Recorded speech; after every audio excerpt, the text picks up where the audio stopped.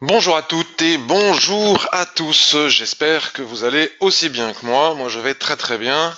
Et nous allons commencer avec cette nouvelle revue de marché du mardi 13 mars 2018. Donc, avant de démarrer, je vais aller regarder vos questions pour vous souhaiter bonjour, etc. Bonjour, Pascal, Régis, Marc, Yannick, Salvatore, Roberto, Gilles, Brigitte, ceux qui sont arrivé pour le moment parce que j'ai remarqué qu'il y avait des personnes qui arrivaient un petit peu plus en retard pour zapper la partie obligatoire que je vais, et c'est bien normal que je vais m'appliquer à vous montrer là maintenant. Est-ce qu'avant de démarrer définitivement, vous pouvez me confirmer que vous voyez bien mon écran et que vous m'entendez bien? Salut Jacques. Oui, salut Marc. Alors, nous allons démarrer. Donc, nous sommes ici sur le blog. Si jamais ça vous amuse et que vous voulez en savoir un petit peu plus sur moi, dans la partie sur ce site, en cliquant sur le blog, vous aurez accès à mon interview sur Central Chart. Donc, vous pouvez aussi cliquer ici sur Central Chart, ou ici si vous voulez découvrir ce superbe site web Central Chart. Je trouve ça super, moi, ce qu'ils font. Ils ont aussi une plateforme PRT Pro Realtime en accès libre en HTML5 sur laquelle vous pouvez faire toutes vos analyses avec Pro Realtime en HTML5. Donc directement, c'est assez sympa avec pas mal de fonctionnalités. Et puis, je vais aller sur la partie accueil et avant de vous montrer la partie obligatoire, je voudrais vous rappeler parce que j'ai souvent des questions sur Twitter ou Facebook ou sur le forum où les réponses sont déjà là. Par exemple, hier, un monsieur on va y revenir, sur mon analyse du Dow Jones en journalier, s'interrogeait sur le fait que même si les prix avaient cassé le triangle du Dow Jones en journalier, on va y revenir, j'expliquais qu'il fallait faire attention à ce que Chic Ousmane valide cette cassure et ce monsieur semblait étonné. Donc n'hésitez pas à lire ces tutos, ils ne sont pas extrêmement complets, mais ils sont quand même bien plus complets que la plupart des choses que vous trouverez gratuitement sur le net et surtout plus justes, en toute modestie. Avant de vous montrer encore une fois la partie obligatoire, je voudrais revenir sur ma formation sur les chandeliers japonais. Ouais. Vous pouvez accéder à son descriptif ici. Bon, vous êtes extrêmement nombreux à l'avoir acheté, je vous remercie. Notamment tous ceux qui ont aimé la formation Ishimoku, en général, passent aussi par la case achat de la formation chandelier. Je ne vous dis pas ça pour faire de la pub, vous savez que je n'en fais pas énormément, hein, j'ai pas besoin.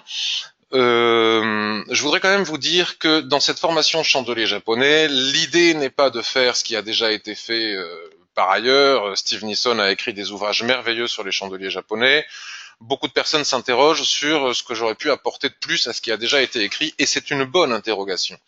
Alors, j'ai du mal à en parler moi-même. Les personnes qui lisent la formation sur les chandeliers japonais comprennent très vite que je n'ai pas voulu faire une formation théorique de plus, mais une formation vraiment pratique, où je vous montre une multitude d'applications concrètes et pratiques pour réellement améliorer votre trading, même si vous n'utilisez pas l'Ishimoku. Et d'ailleurs, je suis un des premiers à avoir fait une association Ishimoku chandelier japonais, ce qui étrangement, pour deux outils japonais, n'avait encore pas été fait. Mais surtout, si je vous en parle, c'est que parmi les choses que je montre, c'est la possibilité de trader en intraday en anticipant la réaction, l'action des prix par rapport à des supports et des résistances tracés sur des unités de temps supérieures. Genre, si on trace un support ou une résistance sur le daily, comment est-ce que l'on peut mettre en pratique l'entrée en position beaucoup plus prompte que si on devait attendre la clôture journalière, ce qui normalement doit être fait, en utilisant les lignes de chandelier japonais, parce que c'est comme ça que ça s'appelle, hein, les structures, on appelle ça des lignes de chandelier japonais, en anticipant sur des unités de temps inférieures. Et si je vous dis ça ce matin, c'est parce que depuis des mois, depuis toujours en fait, il y a une incroyable possibilité de gagner des points sur le DAX en utilisant cette technique entre les retracements de Fibonacci. Je m'échine à écrire des articles. Alors déjà, j'en ai fait des exemples multiples dans la formation sur les chandeliers japonais, où je vous apprends concrètement cette technique par rapport à cette récurrence. Et sur le blog et sur le forum, on va voir page 3 du blog. Ishimoku chandelier, alors ça doit être la page 4. Page 4, DAX Trading, intraday facile. Et là, vous verrez qu'il y a des liens qui ramènent à d'autres articles que j'ai écrits là-dessus. Il y a vraiment des incroyables opportunités de trading par rapport à cette récurrence, où on n'a pas besoin d'Ishimoku d'ailleurs pour mettre en pratique cette méthodologie de trading face à cette récurrence. Et je suis pas certain que nous soyons si nombreux que cela à en profiter, et je trouve ça dommage. Donc vous savez que moi je ne donne pas de signaux, je suis pas là pour donner des conseils en investissement financier, mais en tout cas en tant que formateur et trader moi-même, j'utilise cette technique et franchement c'est ce qui me rapporte dernièrement le plus depuis maintenant de nombreux mois, et ça continue même s'il est possible que je sois sur un trade actuellement qui pourrait être perdu, je vais vous le montrer. Bien, ceci étant dit, il faut que vous lisiez l'avertissement sur les risques qu'il y a écrit ici, qui vous explique que le trading, devises, CFD, actions futures comporte un très haut niveau de risque, et que de ce fait, vous pouvez gagner ou perdre plusieurs fois le montant de votre capital initial, etc., etc., etc. Maintenant, cela est vrai. Maintenant, si on est un bon trader, et un bon trader, vous le lirez sur mon interview, hein, c'est pour ça que je vous propose d'aller voir cette interview. Un bon trader, c'est surtout quelqu'un qui apprend à maîtriser, à dompter ses émotions et ses pulsions et à appliquer un money management strict. Si tel est le cas, le trading devient beaucoup moins dangereux qu'expliqué dans l'avertissement. C'est plutôt vrai pour les gens qui font de l'overtrading, qui tradent tout azimut sans appliquer aucun money management et sans encore avoir réussi à dompter leurs émotions. Maintenant que nous avons vu cela, passons au trading. Alors, voilà comment ça va se passer ce matin. Vous avez été quelques-uns à partager des analyses extrêmement pertinentes sur le forum. Veuillez m'excuser si je ne vous cite pas tous, j'ai pas eu beaucoup le temps. Il y a aussi, comme je vous y invite régulièrement, une personne, c'est déjà ça, qui m'a posé une question par email en amont de cette revue de marché par rapport à un actif. Donc nous allons aller voir cela. Et à la fin de chaque analyse, ce que je ne fais pas d'habitude, à la fin de chaque analyse, je viendrai voir si vous avez des questions par rapport à cette analyse. Entre-temps, entre chaque analyse, en sachant que je ne vais pas pouvoir tout analyser, hein, à un moment donné, si vous avez beaucoup de questions, ça dépend des jours, il faudra bien que je fasse des choix. Si vous voulez que j'aille voir un actif, vous pouvez me le poser en direct dans le panneau des questions, mais il est préférable de le faire la veille. Je vais commencer par le DAX pour rebondir sur ce que je viens de dire concernant le blog et cette technique, cette récurrence, on va dire, formidable de trading. Donc, pour les retardataires, je disais que dans ma formation chandelier japonais, je vous apprends très concrètement à utiliser les chandeliers japonais, non pas pour faire de la théorie de plus, mais une multitude de cas pratiques pour réellement améliorer votre trading. Parmi ces techniques, il y a celle de trader entre les retracements de Fibonacci du DAX. Ça peut être appliqué à d'autres actifs d'ailleurs, mais ça marche particulièrement bien avec le DAX.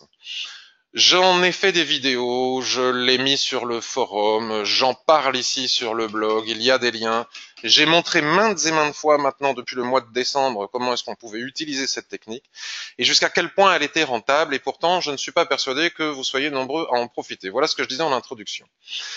En règle générale, il convient de faire cela sur le graphique daily, mais comme nous avons eu ici, là, vous voyez ce mouvement, ce fort mouvement baissier, l'espacement entre les différents retracements du daily me semblait excessif, donc j'applique exactement la même technique, mais en ayant tracé les retracements de Fibonacci sur le H4. C'est pas compliqué, je suis parti d'ici, je suis allé au plus bas, et là maintenant ça s'est décalé. Ici vous avez le niveau de 50% de Fibonacci. Vous pourrez aller voir sur le forum la semaine dernière quand j'ai fait ce tracé de Fibonacci, le 50% passait pile poil sur le niveau du plat Kijun qui est ici, qui correspond au plat SSB qui est ici. Et le tout, et c'est souvent le cas, hein, le tout forme une dérive latérale. Là, vous pourriez retrouver mon rectangle orange. Donc on est parti du bas, suite à cette chute vertigineuse, on est parti du bas, la probabilité est d'aller jusqu'en haut. Pour les personnes qui, comme moi, n'ont pas toujours la patience, le courage, la volonté, le style, la personnalité pour faire des trades de plusieurs jours et de plusieurs centaines de points, j'explique dans cette fameuse formation chandelier japonais, mais aussi gratuitement sur le blog et sur le forum depuis longtemps, qu'il y a quelque chose de très récurrent, c'est qu'une fois qu'on a tracé ces différents retracements de Fibonacci en général sur le daily, mais ici exceptionnellement, comme je l'expliquais sur le H4, il est possible, grâce au chandelier japonais, de trader dans ces interstices, dans ces espaces entre chaque retracement de Fibonacci, en utilisant les lignes de chandelier japonais de retournement à partir du H1, voire du M15. Et même si évidemment en faisant cela on peut perdre un trade, c'est quand même extrêmement rentable et ça marche super bien, tel que je le démontre maintenant depuis de nombreux mois. Si vous avez un doute, vous pouvez regarder comme chaque retracement est un niveau qui est extrêmement travaillé par les plis. Regardez, on casse ce niveau, on va chercher le suivant, regardez, on fait des mèches dessus, on casse ce niveau, et donc moi, là, ce que j'imagine, même si c'est peut-être trop tard, parce qu'à force de le faire, on peut gagner une fois, deux fois, trois fois, quatre fois, cinq fois, puis à un moment donné, on peut le faire une fois et le perdre. Hein. Ça fait partie du trading, il faut l'accepter, mais enfin, c'est quand même quelque chose qui marche très bien, et il serait dommage de s'en priver. Donc à partir de là, moi j'ai fait ça hier sur le M15. C'est pas forcément le meilleur qu'il y avait à faire, mais regardez, depuis que j'ai tracé tous ces retracements, vous pouvez observer, regardez comme ici sur le M15, on tape un niveau de retracement Fibonacci, on retrace, on casse, on va chercher le suivant, au point près, on retrace, on casse, on va chercher le suivant, au point près, on retrace. Et là l'idée serait que encore une fois, avec le gap hier ici, on casse, on retrace, et là l'idée ce serait qu'on aille chercher le suivant. D'accord? Donc j'ai fait ça tout au long du mois de décembre et du mois de janvier où j'ai gagné vraiment beaucoup d'argent en faisant cela. Et là je viens de ne le faire qu'une fois parce qu'en réalité j'avais pas le temps, j'avais plein d'autres choses à faire ces jours-ci que du trading de court terme. Je suis rentré hier toujours en utilisant la même méthodologie, ici, avec un stop que j'ai placé à 12 337. Je vais vous expliquer maintenant pourquoi, parce qu'il ne s'agit pas d'un cours ici de trading. Et mon idée est d'aller chercher les 12 000, combien? Les 12 590 points, c'est d'ailleurs le retracement suivant. Bon, l'espace est vraiment important. D'accord? Donc ça, c'est quelque chose qui fonctionne très bien. On peut le faire. Donc là, c'est à partir des retracements H4 dont je les ai tradés. Je vous ai les montrés à partir du 15 minutes. Mais si vous le faites à partir du H1, c'est plus facile de le faire à partir du H1 quand on a tracé ces retracements sur le daily. Je ne vais pas vous donner toutes les astuces là maintenant, hein, je les ai écrites maintes fois gratuitement sur le blog. Il y a quand même des petites astuces supplémentaires à savoir. Hein. Il ne suffit pas de dire cela. En général, il faut savoir que quand un niveau de Fibonacci est cassé, les prix en général retracent sur le précédent avant d'aller chercher le suivant. Il y a des petites choses à savoir comme ça. Et surtout, ce qui est magique et très intéressant, c'est que les chandeliers japonais de retournement vous donnent des signaux proches de la perfection. Regardez ici, nous avons une magnifique étoile du matin après ce retracement. Bon, ici nous avons une cassure et ça part direct. C'est un petit peu plus compliqué pour pouvoir sortir ou savoir si on veut rester en position pour aller chercher le niveau suivant. Vous avez ici des couvertures en nuages noirs, vous avez ici des étoiles filantes, vous avez ici, regardez, sur ce niveau, une magnifique pénétrante, presque un avalement. Les chandeliers japonais vous donnent un timing parfait pour pouvoir utiliser cette récurrence sur le DAX ou d'ailleurs sur d'autres actifs, mais sur le DAX ça marche très bien. Voilà pour cette première petite démonstration. Je vais aller voir tout de suite, tel que je vous le disais au début, s'il y a des questions.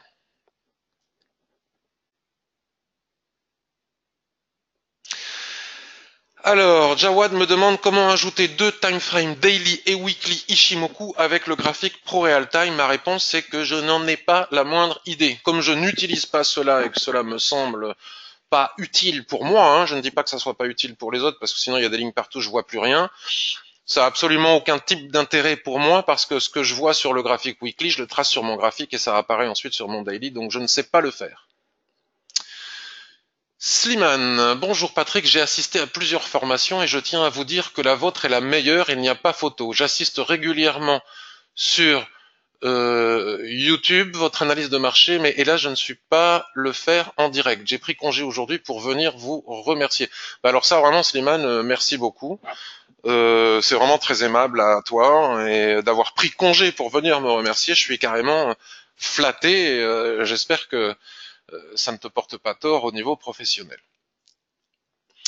Marc, le placement des stops sur le DAX entre les lignes Fibo. Donc Marc, il me semble que tu as la formation chandelier japonais et que tu as lu aussi les papiers du blog que j'ai écrit. Tout est écrit dessus. Tout. Donc voilà pour le stop, et il faut bien sûr qu'il fasse un ratio de 2 pour 1. Donc je ne vais pas te répondre maintenant à cela parce que sinon ça serait faire un peu de la formation. J'espère que tu le comprends, mais je peux le faire en privé avec toi si tu le veux, si tu trouves pas la réponse dans la formation ou dans les différents papiers que j'ai écrits sur le blog. Mais là, j'aurai pas le temps de répondre là concrètement à cela parce que je ne fais pas de formation lors de ces revues de marché. Alors, je vais maintenant passer à Sylvain qui m'a envoyé un email me disant que, selon lui, il voit un range. Alors, attendez. Il voit un range sur l'AUD JPY, le yen. Les prix seraient sur la borne haute. Il demande, est-ce qu'il n'est pas possible d'aller chercher la Kijun avec un chandelier de retournement? Voilà quelqu'un qui a compris l'intérêt des chandeliers japonais. Je comprends pas comment on arrive à trader sans connaître les chandeliers japonais. Et malgré la Tenkan qui est en support, pouvons-nous aller chercher la zone d'équilibre ou la Kijun? Donc AUD yen en H4. Donc Sylvain voit un range ici, j'imagine. Il part du principe qu'il y a le twist qui est ici, et avec une SSB bien alignée. Donc, j'imagine que tu as dû tracer un rectangle dans ce genre. Et tu me demandais que si il y avait un chandelier de retournement ici, ne serait-il pas pertinent d'aller chercher 1, la Kijun, 2, la zone d'équilibre, malgré le fait qu'il y ait la Tenkan-sen qui est juste là en support. Donc la réponse est oui, même s'il y a la Tenkan-sen juste en dessous en support. Puisque l'idée, c'est souvent avec un chandelier de retournement, en même temps que l'on a un chandelier de retournement, comme celui qui est ici par exemple, un avalement. Là, je ne sais pas si ça se voit sur le graphique, on a une mèche haute qui est vraiment rikiki ici, mais on a une mèche haute que l'on appelle un soulèvement. Et l'idée est d'entrer immédiatement avec le stop au-dessus de la mèche la plus haute pour obtenir un ratio parfait, idéal de 3 voire 4 points. Vous savez que obtenir un très bon ratio a plus d'importance que de gagner ou de perdre un trade. Mais tout cela, vous le comprendrez aussi si vous lisez l'interview que je vous ai montrée au début. Nous aurions pu entrer ici aussi, avec cette couverture en nuage noir. Après tout, la couverture en nuage noir n'est pas un chandelier de retournement extrêmement puissant, mais c'est un chandelier de retournement avec un stop au-dessus, auquel cas on aurait perdu le trade. Mais parce que je vois bien que cette histoire de range suscite beaucoup de questions et que malgré tous mes efforts pour vous avoir formé correctement avec la formation Ishimoku sur le trading range avec Ishimoku, ça suscite malgré tout des questions et je vois qu'il y a encore des hésitations et tout ne peut pas être dit finalement dans une formation. Donc c'est aussi pour ça que j'utilise le forum pour vous dire ou ces vidéos. Il faut faire attention parce que même si ici nous avons bien un point de contact, même si cette SSB et que ce nuage twist et que la SSB ici correspond au point médian entre le haut du range probable et le bas du range probable, parce qu'il s'agit de probabilité, on obtient, même si les prix sont en surachat vis-à-vis du stochastique, ce que ne confirme pas la Tenkan-sen, même si l'écart entre la Tenkan-sen et la Kijun-sen est excessif, vous savez que c'est une anomalie et qu'il faut se méfier de cet écart excessif entre la Tenkan-sen et la Kijun-sen. Il ne faut pas oublier, comme je vous disais mardi dernier, excusez-moi, je vais être vulgaire, le marché boursier, c'est con. Et donc, un marché boursier, c'est-à-dire des investisseurs ou des spéculateurs qui voient juste au-dessus d'une résistance comme ça, et même s'il y a une hésitation, puisque vous êtes nombreux, ou nous sommes nombreux, ou il y a plusieurs investisseurs ou spéculateurs qui ont vu la même chose que toi, Sylvain, il n'en empêche pas moins qu'il y en a surtout d'autres qui ont vu que juste au-dessus, quelques points au-dessus, il y avait une résistance ici, qui correspond d'ailleurs à ce plat SSB. Donc, si près de la borne de votre range, vous n'avez pas un beau soulèvement, une belle mèche haute, avec un fort puissant chandelier de retournement, et que juste au-dessus, il y a une résistance, la probabilité pour que les prix aillent chercher cette résistance qui est juste au-dessus, juste parce que le marché c'est con, il va là où il y a des évidences, alors il faut se méfier de vendre ce type de range parce que la probabilité pour que le marché aille chercher ce niveau est très importante. À ce moment-là, il sera plus pertinent peut-être de tracer quelque chose comme ça. Vous voyez ce que je veux dire? Il faut pas être alors c'est bien d'être un robot. Les robots, ils fonctionnent aussi très très bien. Donc même si on a vendu ici et qu'on perd le trade, à partir du moment où on a un excellent ratio, ben on gagnera la prochaine fois et ce trade sera vite oublié puisqu'il suffit de gagner un trade pour effacer 3 pertes. C'est pas très grave. Mais tenez compte du fait que le marché c'est con et quand au niveau d'une résistance, il y en a une juste au-dessus, en général le marché va la chercher. Voilà. On en a à nouveau la démonstration ici et c'est exactement ce que je vous disais mardi dernier. Donc c'est très bien les formations, mais il faut les suivre avec cette intelligence qui permet de se souvenir qu'un marché c'est ballot et que c'est basique. Hein, enfin, je veux dire, il y a un aimant ici, et ils vont chercher l'aimant. Enfin, c'est comme ça. Hein, on met ici, le singe est très fatigué, il en peut plus, mais juste au-dessus il y a une banane, ben, il va faire un effort supplémentaire pour aller chercher sa banane. Voilà ce que fait le marché ou sa cacahuète. Voilà, il va tendre le bras pour aller chercher la cacahuète. Après, il est probable qu'il se détende et qu'à ce moment-là, on puisse vendre cette borne haute. Voilà pour l'AUDN, mon cher Sylvain. J'espère que la métaphore du singe et de la cacahuète t'aura été utile. Triade sur le forum, je voudrais le montrer. Et ensuite, je reviens aux questions après l'AUDN. Alors, quand vous êtes sur le forum, comme ça, si vous voulez voir les derniers sujets, il vous faut cliquer ici, voir les sujets actifs. Tac. Vous cliquez sur voir les sujets actifs et d'ailleurs, nous pouvons remercier ici Jean-Luc qui depuis maintenant des années, hein, ça fait déjà 346 posts, 1000, nous propose d'excellentes analyses sur le Bund ou les taux. Nous avons Jean-Luc ici qui propose aussi d'excellentes analyses sur le taux. Je vous les recommande parce que ces analyses sont très bien construites. Il est très discret, Jean-Luc, mais il nous propose ça depuis des années et c'est super. Le SP500 de notre ami Triade, qui fait des analyses de plus en plus performantes, quelqu'un qui a parfaitement bien compris l'utilisation de l'Ishimoku et qui, à mon avis, a un money management strict, ce qui lui permet d'être encore plus performant. Donc il faisait une analyse, Landry, hein, Triade s'appelle, c'est son pseudo, son prénom c'est Landry. Il montrait que sur le SP500, il y avait ici un range et il expliquait en cas de cassure quoi faire, en cas de chandelier de retournement, tel qu'on vient de le voir là maintenant, quoi faire. Et qu'après la cassure, bien sûr, il faudrait attendre un throwback. Il nous a montré aussi comment est-ce qu'il a tracé, parce que c'est efficace, il a compris que c'était efficace, comme je l'ai fait sur le DAX, les retracements de Fibonacci. Et aujourd'hui, 13 mars, il habite au Canada, au Québec, donc avec le décalage horaire, il a cette possibilité de nous écrire pendant que nous on dort. Un complément de l'analyse où il explique, attention, en haut sur le niveau de retracement Fibonacci de 23,6, il y a un doji qui pourrait ramener les prix au retracement de Fibonacci précédent, exactement ce que j'étais en train de vous dire, donc il va peut-être falloir s'en méfier. Je trouve cette analyse très bonne et très pertinente, donc je vous propose d'aller faire un point sur notre ami SP500. Nous voyons là le range, ça je m'y ferai jamais, nous voyons là le range que nous a tracé Landry, donc Triade. Si on va regarder le graphique journalier, donc lui il a tracé les fibos, je les ai pas fait, mais je ne disais pas quelque chose de bien différent hier, finalement c'était assez semblable, hein. Souvenez-vous, on a toujours eu ce débat avec les mèches là pour tracer le range, une situation exceptionnelle, telle que je vous le montrais sur le DAX en introduction, ici avec ce fort retracement, cette forte correction, et je disais que hier, à peu près la même chose que Landry, mais dit différemment, que si les prix venaient à casser en clôture journalière les 2800 points, à mon avis, la correction serait terminée et la tendance haussière reprendrait son droit. Sauf qu'effectivement, nous avons eu un superbe doji ici hier, qui, comme le dit Landry, aurait pu ramener les prix vers le bas. Sauf que, encore une fois, on retombe exactement sur ce que je disais précédemment sur AUDN et le marché. Le marché, c'est aussi et surtout une question de récurrence. Donc les chandeliers, ça marche super bien, les chandeliers japonais, sauf si on peut démontrer le contraire. Et le SP500, le Dow Jones, etc. sont des exemples où il est possible de démontrer le contraire. C'est-à-dire que si vous voyez un graphique et qu'à chaque fois que vous voyez ce graphique, vous avez des chandeliers de retournement. Ici, on a un superbe pendu, on a un avalement, le tout formant une étoile du soir. Bon, ça baisse un tout petit peu et hop, ça repart vers le haut. Ici, nous avons un doji et hop, ça repart vers le haut.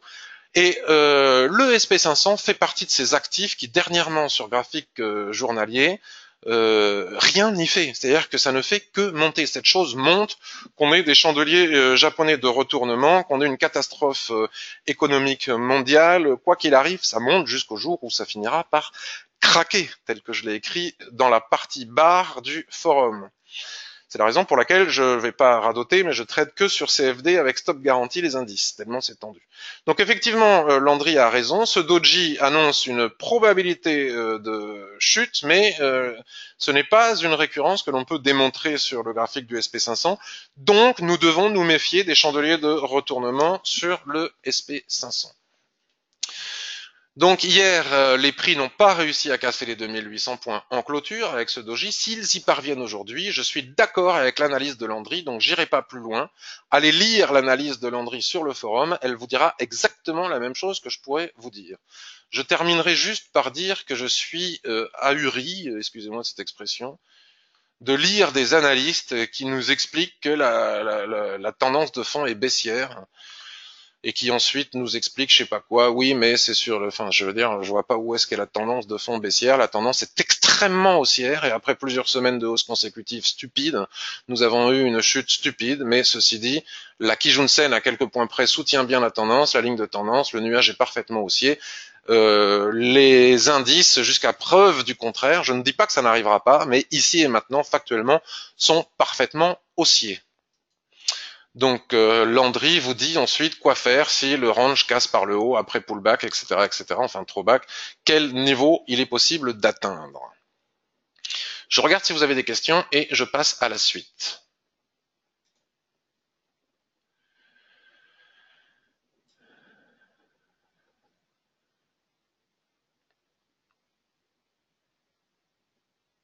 Merci à toi Sylvain. Alors Kevin, bonjour Patrick, j'ai suivi ta formation sur l'Ishimoku et je commence à être rentable grâce au money management essentiellement. Je me suis positionné avant-hier sur l'Eurocad. Alors, l'Eurocad, je le note, je crois que tu n'es pas tout seul. Je me suis positionné avant-hier sur l'Eurocad. Sur le plat qui joue en daily, le 11-3 à 23 heures. Alors je marque plat qui joue daily. Parce qu'après je les ai pas. Allez, ah si, il suffit que je décale sur mon deuxième écran. Suite à une grosse correction, stop loss juste en dessous de la Kijun et take profit jusqu'au-dessus de la correction. Aurais-tu la même chose? Ok, ensuite. Ok, il n'y a pas d'autres questions, donc je vais aller regarder Eurocad. Europétrole sur Weekly. Parce que vous savez que le CAD, le dollar canadien, c'est du pétrole. La Kijun Daily.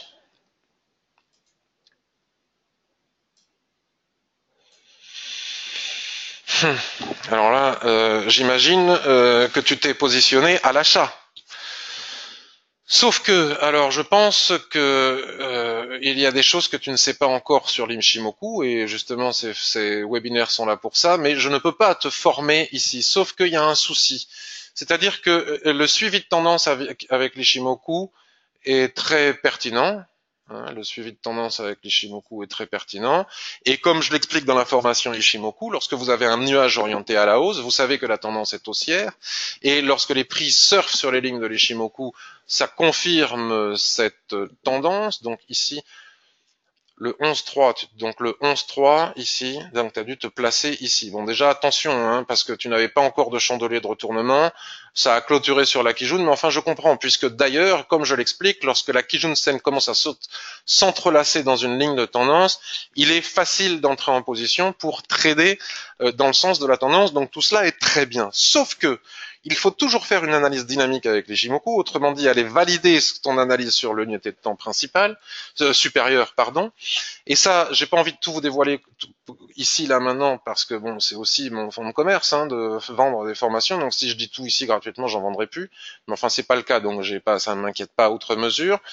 Il faut savoir qu'une tendance s'arrête souvent là où démarre un range, où se termine un range. Donc, si vous allez sur le graphique hebdomadaire, si tu vas sur le graphique hebdomadaire, comme cela a été exprimé par pas mal de membres sur le forum, nous sommes ici confrontés à une dérive latérale claire, nette et précise.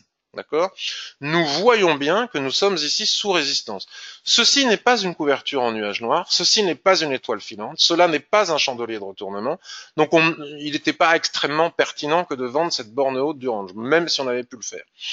Sauf que rentrer dans le sens de la tendance lorsqu'on a une telle résistance au-dessus de la tête, si on fait ça, on ne peut pas répondre favorablement à la question quelle est la probabilité de réussite si j'entre ici. Ce que les gens oublient de comprendre, c'est que les gens sur Twitter, Facebook, sur des bouquins vous disent en anglais The trend is your friend, la tendance est ton ami. Mais ils n'ont pas toujours bien compris qu'une tendance s'arrête souvent là où se termine un range. Donc dans un range, nous avons une tendance. C'est ce que j'explique dans la formation. Mais rentrer sur la Kijun-sen ici, lorsqu'on est tout en haut de la tendance, là où elle risque probablement de s'arrêter, d'ailleurs on a tapé le haut de la borne haute du canal, n'est pas extrêmement pertinent.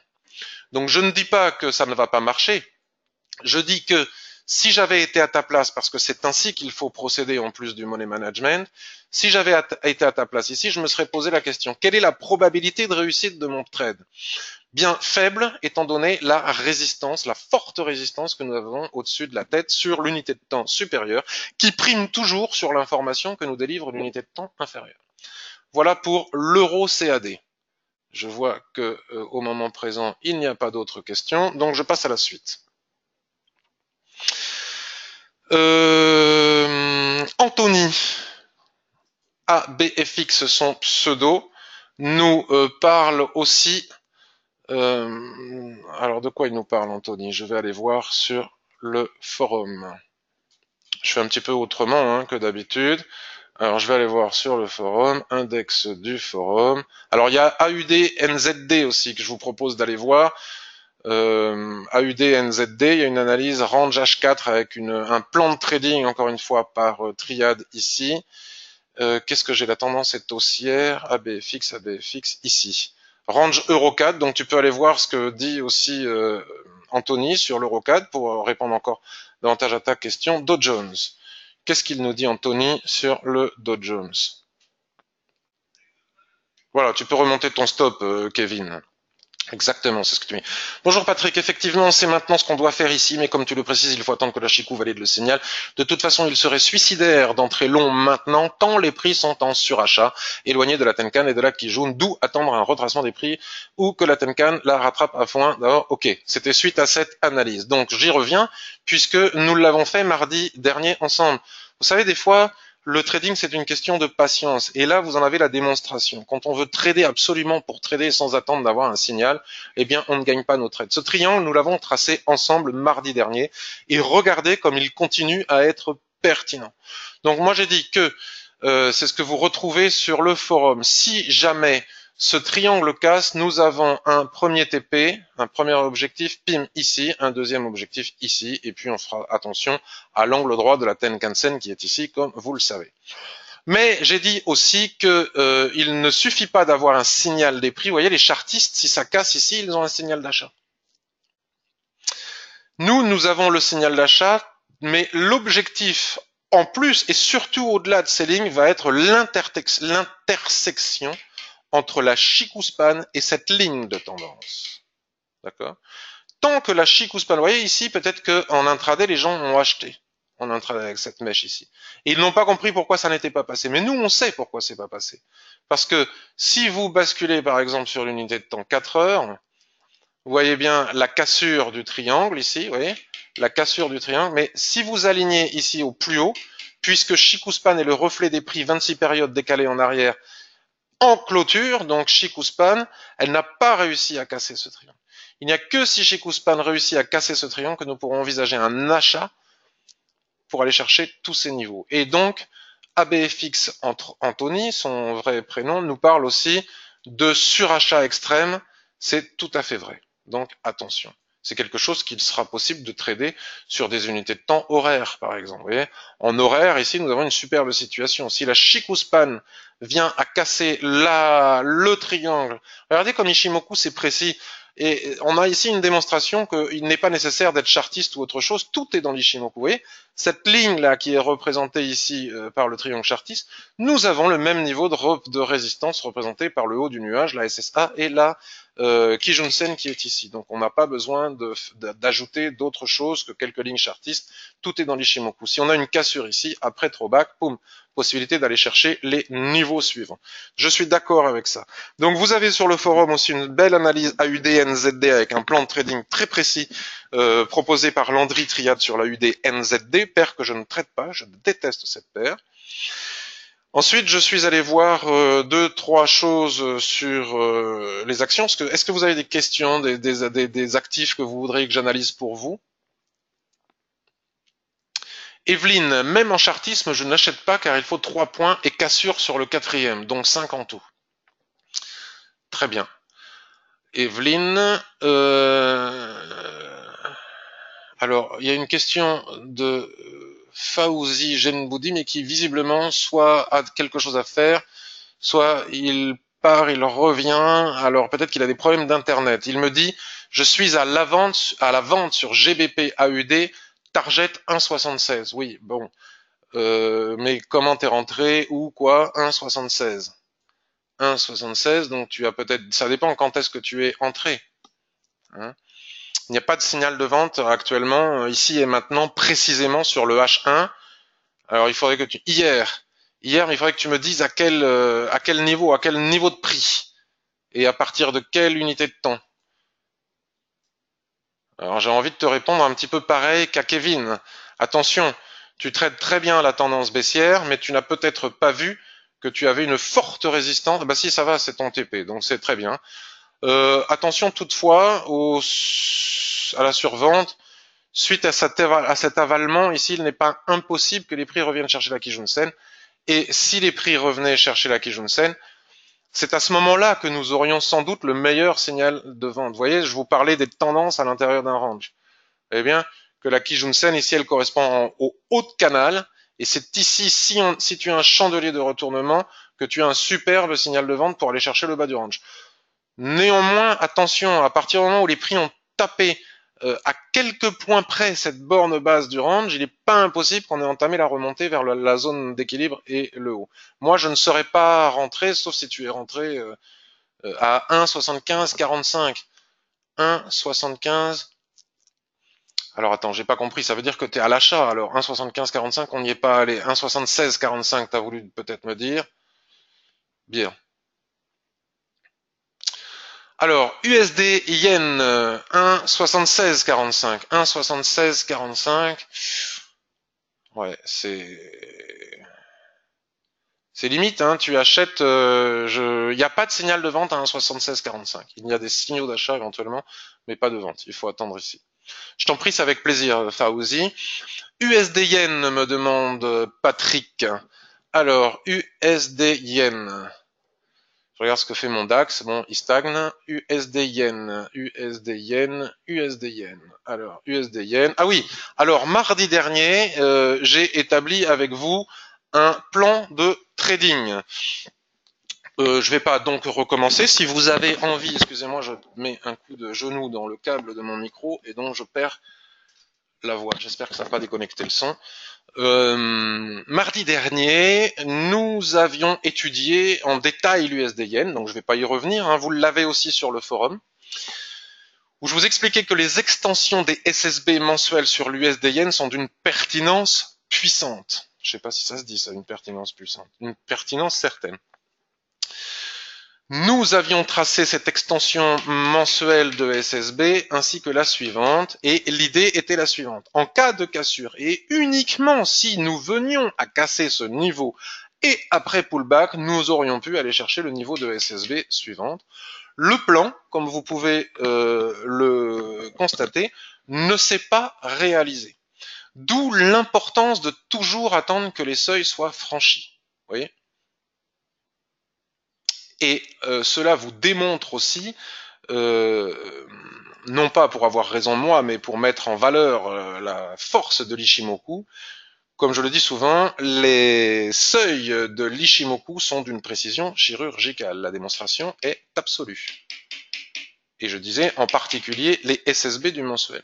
Donc ce qui serait rigolo, là, avant de répondre concrètement à ta question Patrick, ce serait d'aller voir le graphique mensuel pour constater, j'aurais mis ma main à couper, mais j'ai pas osé le dire, que n'oubliez pas hein, qu'un mini plat SSB du mensuel est une résistance forte. D'accord ? Donc les prix sont en train d'aller chercher ce niveau, puis tant qu'on y est, on va tracer les suivants. Bon, il y a un plat Tenkan tout à fait à gauche de mon écran ici, dont je devrais tenir compte, hein, donc si vous le faites, n'oubliez pas d'en tenir compte, il y en a un autre ici. Et on revient sur le H4 pour voir. Et nous voyons que les SSB du mensuel que je viens de tracer nous donnent ces niveaux au-dessus. Pour affiner le tout, je dirais qu'effectivement, il est d'ores et déjà possible de tracer un rectangle comme ça. Bon, on vérifie si la SSB est bien plus ou moins le point médian. Mais on n'oublie pas ce que j'ai dit en introduction de cette revue de marché, que le marché, il est con. Et que donc, s'il vient à casser cette résistance, il ira probablement, parce que finalement, il est beaucoup plus probable que la masse voit ces niveaux de résistance davantage que cette résistance. D'accord ? Ça, nous le voyons nous, parce qu'avec les Shimoku, c'est facile, etc. Mais je dirais même plus, on va la décaler pour plus de précision, parce que vous savez, un bout de SSB sur le mensuel, il est fort probable que les prix aillent maintenant, s'ils réussissent à casser ce niveau, qu'ils aillent chercher les 107,65. Sachant cela, je n'entrerai pas à la vente ici sur le haut du range éventuel. J'attendrai au minimum que les prix reviennent chercher ce niveau des 107,50 et des poussières, 107,65. Je vais quand même aller revérifier sur le mensuel. Je vais aller revérifier sur le mensuel. Vous voyez, regardez, si j'agrandis mon graphique, c'est ce que je vous disais juste avant. Il faut s'appliquer parce que un tout petit bout de ligne, vous voyez, je suis pas pile poil aligné dessus. On va s'aligner pile poil dessus. Il est probable que... Ah non, c'est pas le bon niveau. Celui-là, on va le mettre ici. Et je disais attention au plat Tenkan qui est ici. Paf, maintenant on retourne sur le H4. Ouais. Ouais, comme tout devient beaucoup plus précis. Hein. On va même faire attention à ce niveau des 107,67. Donc là, il y a une possibilité, si on a une mèche haute en clôture, vu le surachat, une mèche haute en clôture avec un chandelier qui clôture à l'intérieur, on peut envisager de vendre avec un stop au-dessus de ces lignes tracées sur le mensuel et un objectif 1 niveau médian du range à la condition que le ratio soit de 2 pour 1, 2 le bas du range et le plan ici est toujours valable.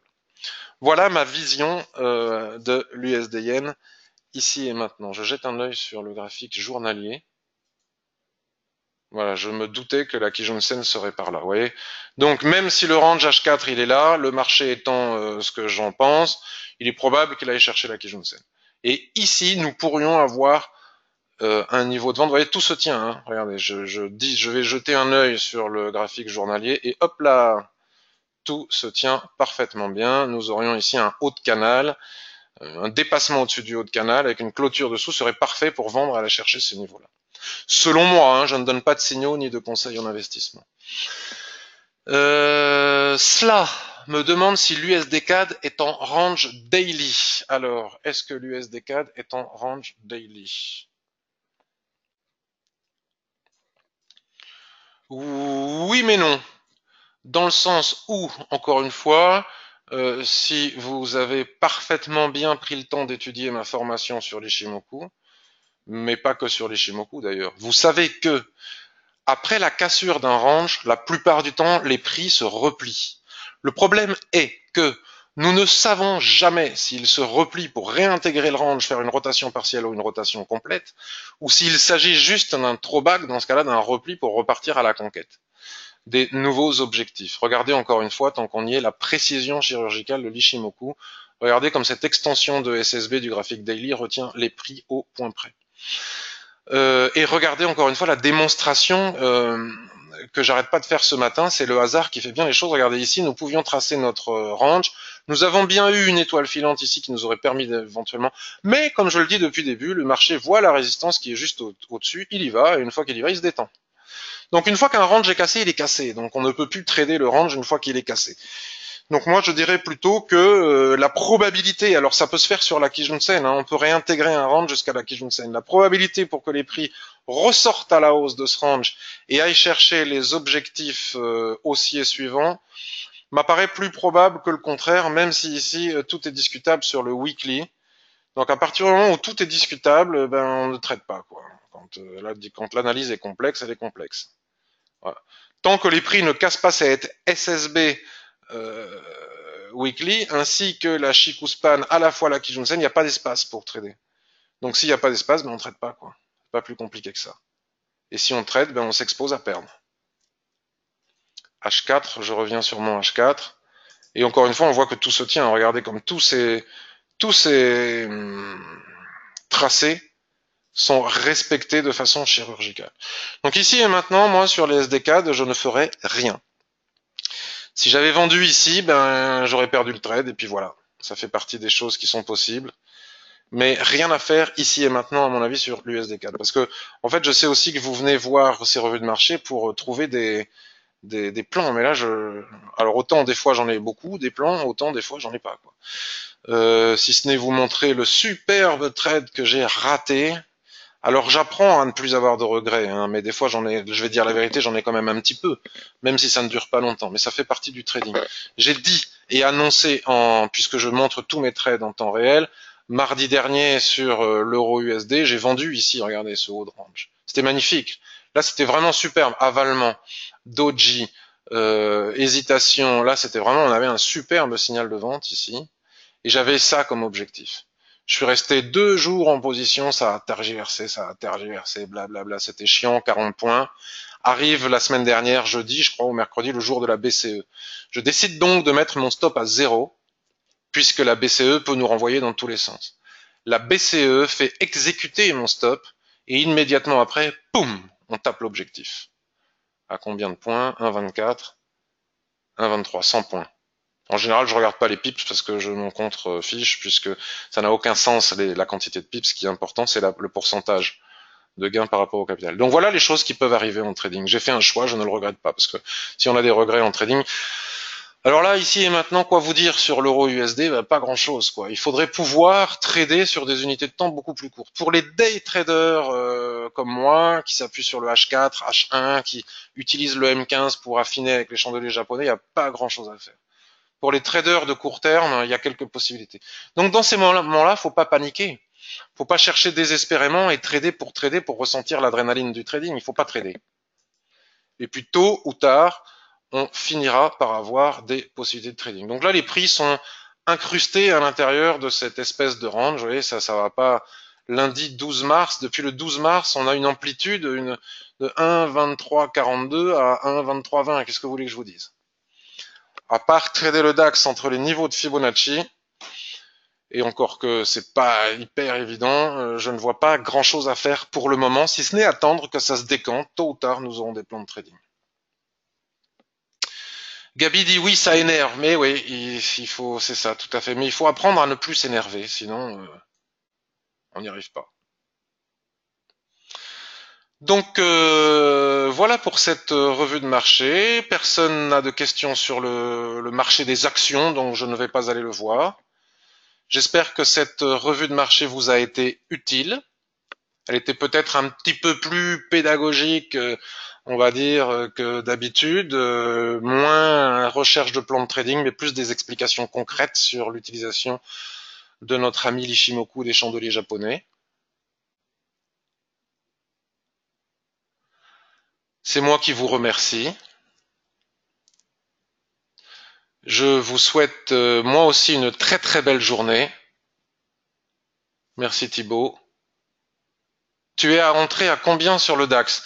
Alors, la ligne bleue. la ligne bleue est mon point d'entrée, 12 411. Alors, il se voit pas là parce qu'en fait, je le trade sur mon... Ça, là, ici, c'est un compte réel. Je ne dévoile pas quel est mon capital, mais ça ne m'empêche pas de montrer tous mes trades. Que j'ai chez PRT en association avec IB, c'est-à-dire Interactive Broker. Et donc, je n'ai que les... Ici, il s'agit du futur, les futurs, le forex et les actions.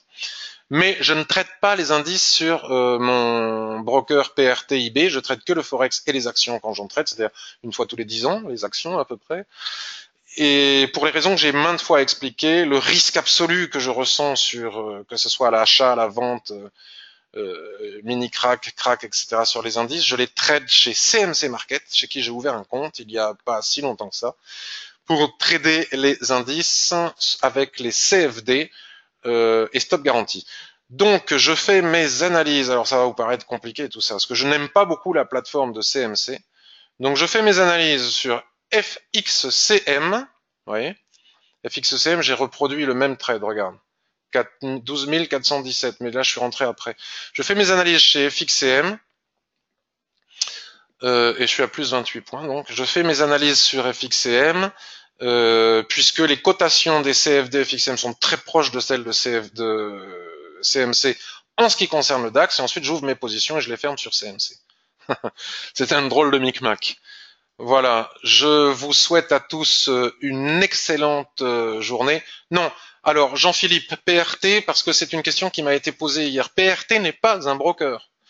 Pro Realtime n'est pas un broker, c'est un outil d'analyse technique. Il s'associe, si je dis pas de bêtises, mais le mieux c'est de leur demander à eux, à des brokers. Donc je crois que on peut utiliser PRT si on ouvre un compte PRT avec IG Market, qui est un broker CFD qui lui propose des stop garantis, mais je n'aime pas du tout les cotations d'IG Market, puisque le broker CFD fait ses propres cotations. C'est la raison pour laquelle vous trouvez des différences entre le futur et les CFD entre eux d'ailleurs. Donc vous voyez.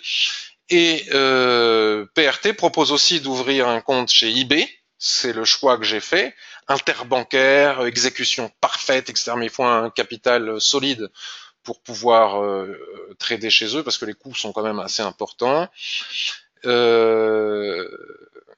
Et donc PRT ne propose pas les stops garantis, c'est le broker qui le fait, soit s'il est en CFD, soit il l'est pas. S'il l'est pas, il ne peut pas proposer de stop garanti puisqu'on ne peut pas garantir la liquidité. Mais c'est pour ça que j'ai ouvert chez CMC Market, juste et uniquement que pour trader les indices. Moi aussi, je vous souhaite une excellente journée, Christine, Jean-Claude, Patrick, Kevin, Claude, etc. À très bientôt. Merci de bien avoir l'amabilité de diffuser ensuite le lien YouTube que je vais publier de cette revue de marché sur tous les réseaux sociaux et de faire connaître ce travail.